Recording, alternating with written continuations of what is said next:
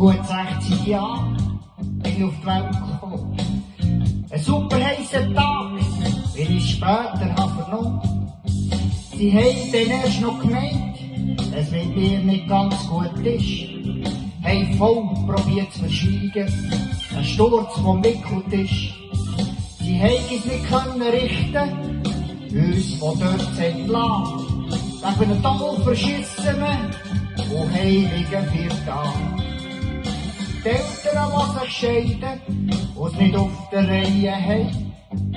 Ich, als jähriger Schnösel, ab ins Kinderheim. Nach manchen Jahren von Plangen bringe es endlich zurück.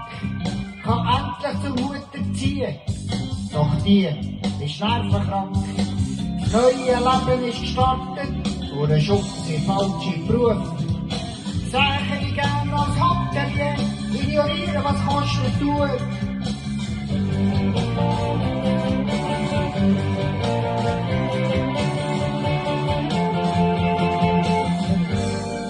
Bis 60 geht Land, und ich bin gern noch da.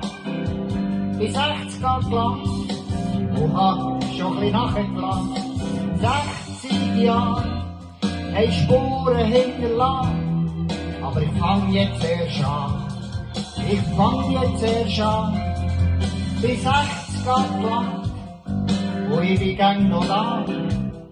Bis 60 geht Land, wo hab schon ein bisschen nachgelassen. 60 Jahre, haben Spuren hinterlassen.